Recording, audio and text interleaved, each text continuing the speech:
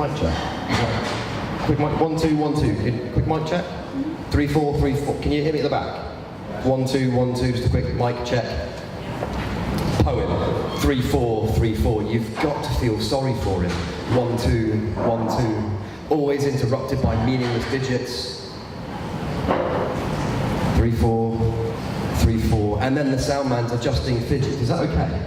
Maybe a bit more gain or a bit less treble. Not this poem though, you see, he's a rebel. He'll break the pattern, buck the trend. One day you see he'll be counting to 10. He'll show the world he's more than just words. He'll do anything he needs to in order to be heard. He'll drop the rhyme scheme, rhythm and all those original constraints until some critics question whether he's sold out Donald prose. And some vainglorious narcissist to reach his own goals at the sacrifice of his audience. They'll make him question who he was deep down. As a poet. He's still going though. 5, 6, 5, 6. See? He did it. 2 more digits. But, oh no, what's this? He slipped back into old habits. 1, 2, 1, 2. His punk attitude wasn't fooling anyone. The rhyme scheme's back and so's the pattern. 3, 4, 3, 4. The critics made him doubt his self-worth and that went crashing back down to earth. 5, 6, 5, 6. He now knows that all cliches die hard. His attempts to prove otherwise were just a facade, unless 7, 8, 7, 8. Yes! Done it again! By realising he is more than just a poet. He's reached the point of cognizant self-awareness, moved beyond the one thing he could never previously break. The fourth wall. You can see the audience now, front row to back. He feels so enlightened. He now knows that no poem can stand on its own. Poems, like the people that read them, are mere reflections in the eyes of the congregation. Therefore, any attempt to subvert them will betray them, and ultimately him. His only hope is to get their help. 1 and 2 he can do himself, and 3 and 4 present a little challenge. So here they go, counting together. Together, yeah? Cool. 1, 2, 1, 2, 3, 4, 3, 4, 5, 6, 5, 6, 7, 8, 7, 8, 9, 10, 9, 10. Yeah! He did it! We did it! We did it! But success, it's not without its consequences. I mean, now this poem's filled its final intent, should it be relegated to the past tense? I mean, what's next? He could do anything. Solve any problem. Become a peace anthem for Gaza. Or some hate mail for Justin Bieber. Maybe even an ode to the tongue of Miley Cyrus. Or maybe, just maybe, live up to the expectations of his parents. Sorry, Mum.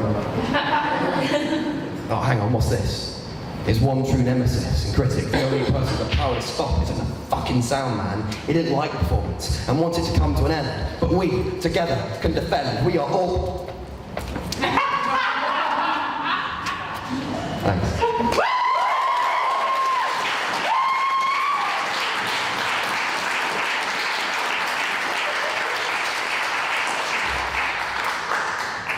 So stupid. I get. So I like to do sort of like roller coaster journeys on my sets. So that was an up. This one's done. My ex-girlfriend, my last girlfriend, had a condition called lupus. By show of hands, does anybody know anything about lupus other than fucking it's never lupus on house? Hand down. Cool. Lupus is an autoimmune condition. And it basically means that your white blood cells, your immune system attacks itself. Your body thinks it's its own enemy. It kills you slowly. It's horrible. And my ex had it. So I wrote her a poem. Because, you know, poems fix the world, guys. This one's called Broken. Give me a sec.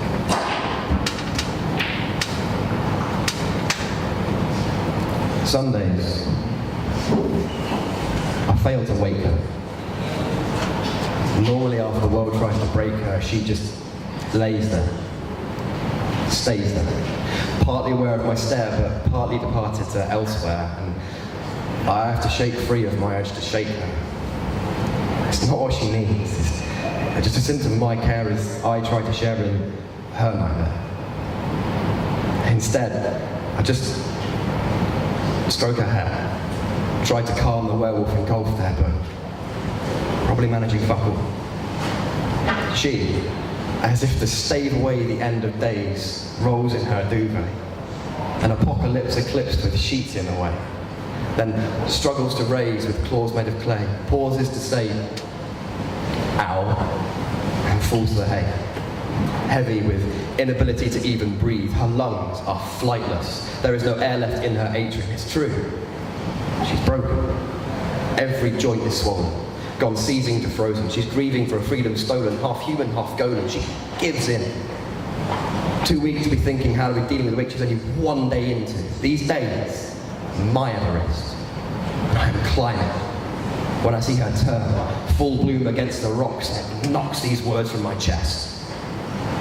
I would take every beast in your body, every cell into myself, and give you one day in the clouds where I see you peaking. You are a bed-bound explosion, bleeding light from your pillow fort, arcing energy from your Faraday mattress. It can't contain you. You are a knight riding in the day, sword to the sun and slaying the monsters under our heads. This four-post cast is the battleground. You, battle-born, battle a massive rule here. You own this war. It's yours. You ride across my sky, casting aside storm clouds. There is no black in our blue, no pain in our bruise. Rumbles run scared, their thunder sundered with white horse. Their thunder sunners, white horses flee your chariot, whipped with pillow fights and feathers flying. These days where I can't wink you, they break me. Cast me down, leave me drowning like tar poured from your battlements or a foam lost down the headboard. You find me, carry me to safety. Text me back into myself with a dream brand across my chest that melts into my breastplate and gives me hope armor. Together, back to back, we make our stand on bed springs, face to face with the siege. Every day we preach them and every day we live. It's why my definition of the word strong begins and ends with a picture of you here, joints swollen, brain fogged, unable to move and cradling me and reading poetry. Because I wasn't strong enough to face the thought of another day. So now, please, read me my dictionary.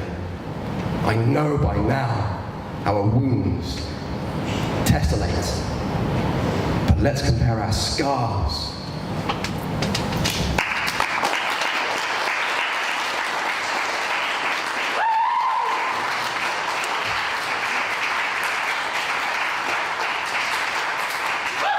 Thank you.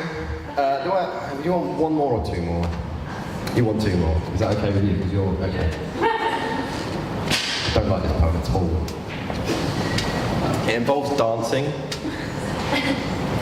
and I'm a middle-class guy from Kent, so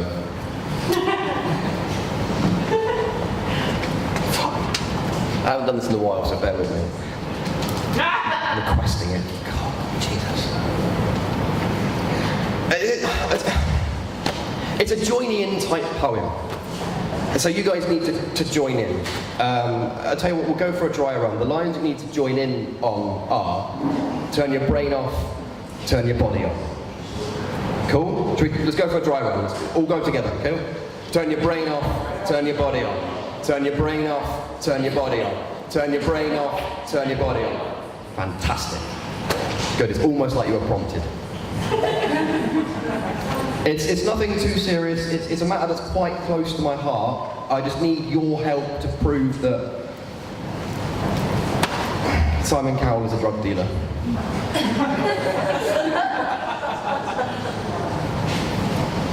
Let me explain. I saw the streets run white with apothecary prophets, turning prophets from their penniless apostles. Peddling voices as vices with a hostile new gospel to the vox populi, an orchestra now empty. A karaoke bass beat leading me to gesticulate rhythmically to try and find a sign of meaning in this otherwise depleted sheet of music that just kind of dancing around the issues. Like that misused solvent of insolvency abuse, or that petroleum pendulum moaning a metronome of brewed beats locked on repeat and steeped in subculture tinctures that let the audience chanting, turn your brain off, turn your body on, turn your brain off, turn your body on, turn your brain off, turn your body on, which is okay so long as you turn it on again. Stop laughing, sir. Which is okay so long as you turn it on again, but we never do. We are too happy to let the beat beat us. Let the beat beat us, let the beat beat us, let the beat beat us, let the beat beat us, till the beat becomes us and we become beat. These barbiturate graduates moving from penicillin pop to heroin hardcore, melting music on the back of a fake guitar till its synth strings lead sing stings. It goes to the sing sing. Turn your brain off, turn your body on, turn your brain off, turn your body on, turn your brain off, turn your body on, which is okay so long as you turn it on again. We never do. We are too happy to forget that music was supposed to be the cure. And now it's just a lure for a drug they are selling in obscure impurities. So we can turn people into deities just to demonize them later, to cultivate celebrities. So please, take off your headphones, unplug that syringe. Remember, never share earbuds.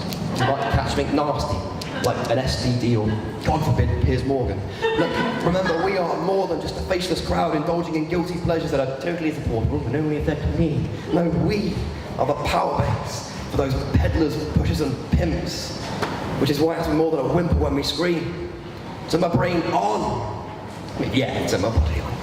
But turn my brain on and my body on. Turn my brain on and my body on. Turn my brain on and my body on. But someone please turn that TV off.